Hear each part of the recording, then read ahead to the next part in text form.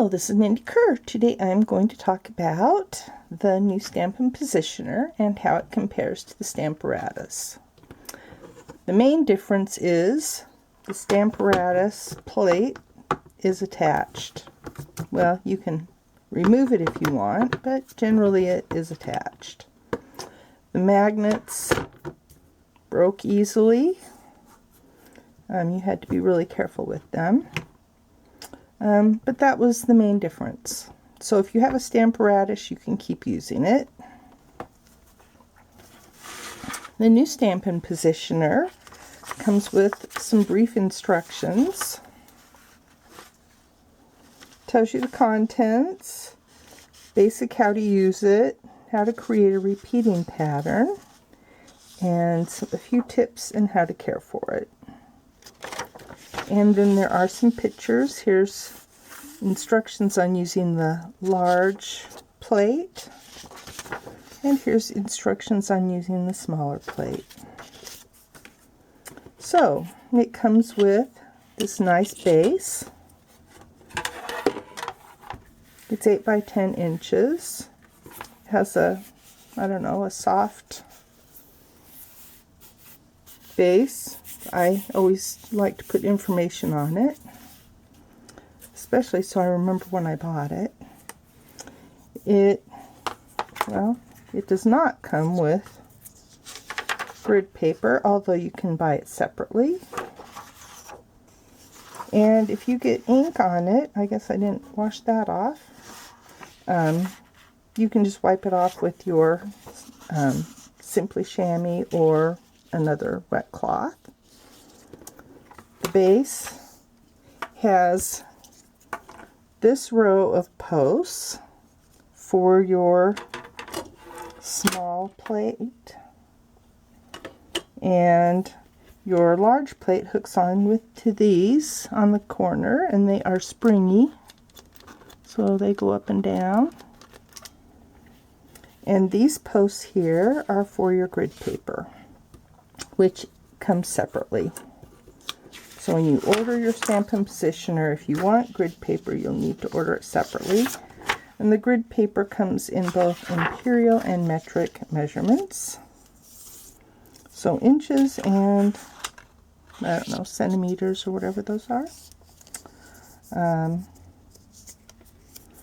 these hold your grid paper. The magnets, if you look at them, there's a little space on this side. So that means you want this part with the one strip of your magnet showing up. You want this large part of your magnet down. And that makes the magnets really easy to pick up. And if you put it with this side down, you just have to use your fingernail to pick it up. Now the large plate, here's the one clear hole and another clear hole. These attach to this post. And on the other end there are white spring parts. So when you put it on, your Stampin' Up! Logo will always be towards you or away from the posts. And it pushes down. So when you first put your stamp down, if it's not aligned properly, you have time to reposition it. And the same goes with your small attachment. The little post holes are up here that attach to these, but there are 4 springs. But you still want your Stampin' logo closest to you. And these just fit up here like this, and you press down. And you can move it. Okay, let's see. Sometimes those holes are a little hard to see. Anyway, so I'll demonstrate it a little bit.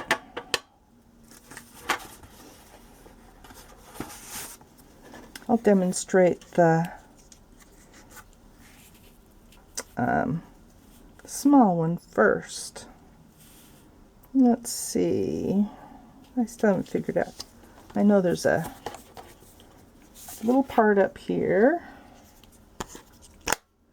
There are some rulers that are really hard to read. There's a little triangle here that shows you the center, and you can, if you want, place your paper there to do some techniques with, which I will show you later. Oops. Anyway, we're going to leave our paper straight, and we are going to kind of center it. I like pushing it right up next to these posts for the or I lined it up here.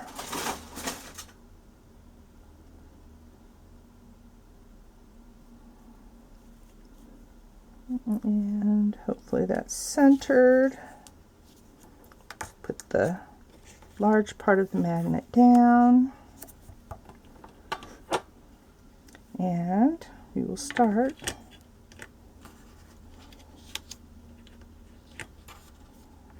that does look about centered.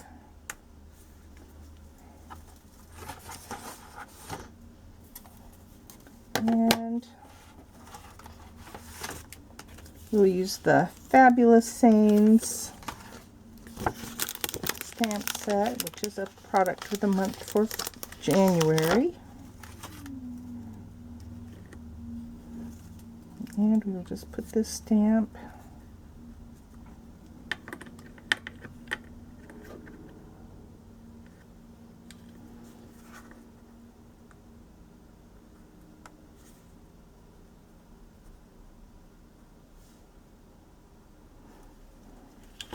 press down to get the stamp on your paper, and we will ink it up using Granny Apple Green.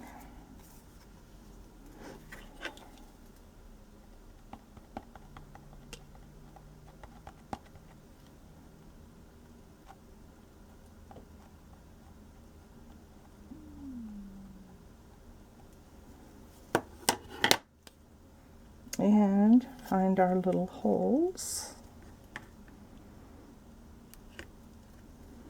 and press down. I like to rub it a little bit, just like I did with the Stamparatus. And if it doesn't turn out dark enough, you can ink it up again.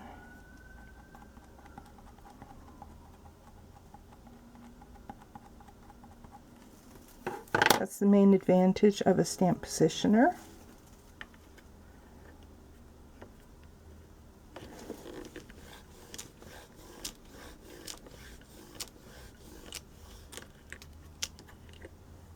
Okay.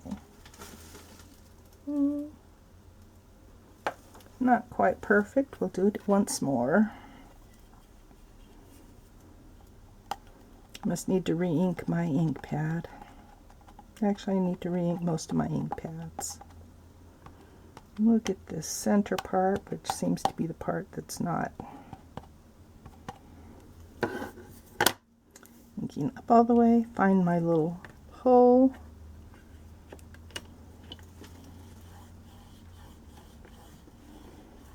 I know sometimes with my Stamparatus I would use a block. More firm pressure.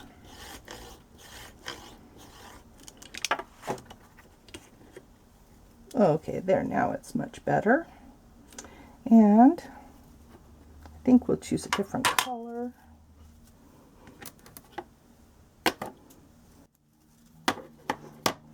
Okay, we'll use Balmy Blue.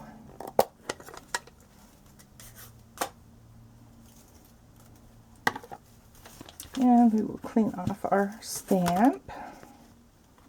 These are both light colors, and I don't want to add green to my Balmy Blue.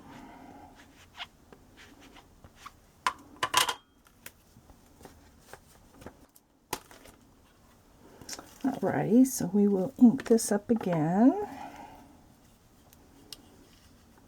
And I like moving my fingers out of the way.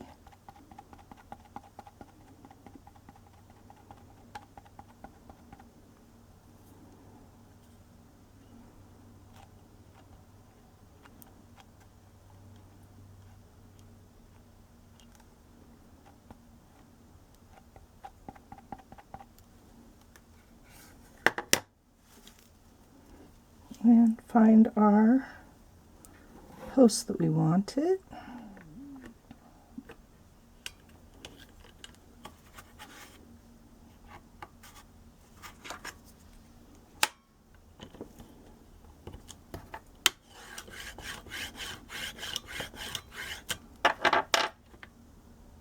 Okay, perfect. And we will do several more balmy blue ones.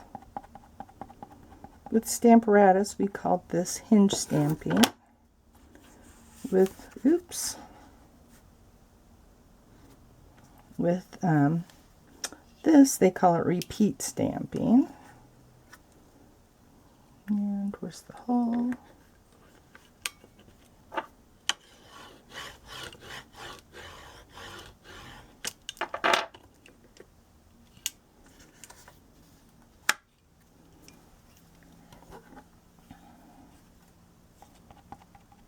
Now you can lay this flat on the table if you want. I just usually ink up my stamps like this. Find our hole again.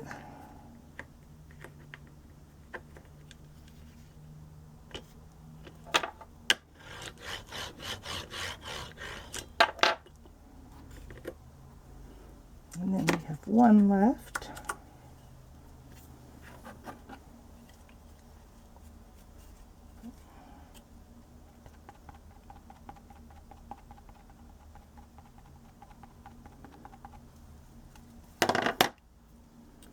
Find our hole. Press down. And there we go. We have repeat stamping on our card front. Quick and easy. Okay, I will show you how I do my stamps, so I can easily find them. This is what it ends up looking like. So we'll just peel them all off.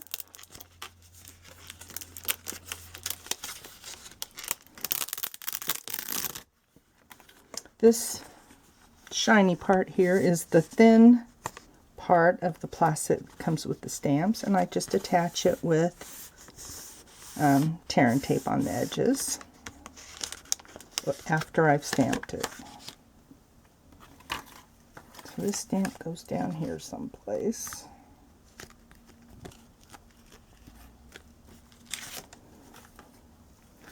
And let's see, I have a piece of paper for it. It's 5 1/4 by 8 1/2.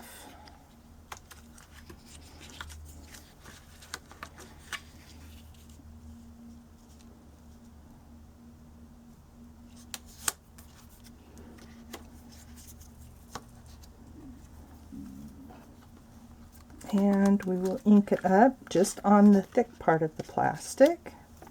We use Misty Moonlight this time.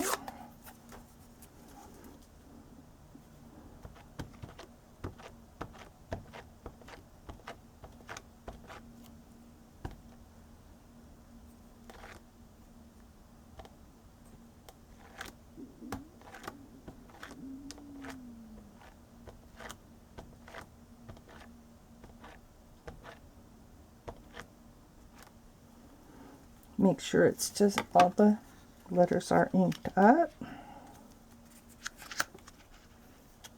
We'll put it so I rearranged them so all the letters are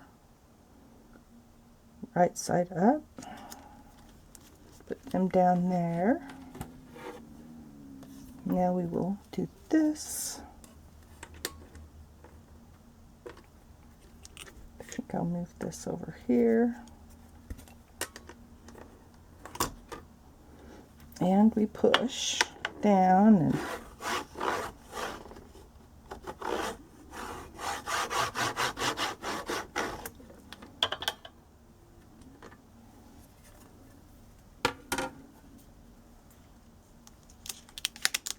and then just pick it up. And you can also do multiple stamps on this larger plate. I'm not going to this time, but you get the general idea of how it works. So, in order to get this, I'm not sure the release for the public date. Stampin' Up! Has not announced it yet. But if you would like it, you can join my team between February 3rd and 28th, the year 2026, and to get it for free with your starter kit. As I said, it also comes with grid paper, but you'll have to order it separately. They do not come as a bundle. So, have fun with the new Stampin' Positioner. It will help increase your stamping accuracy. Thanks for watching. Bye.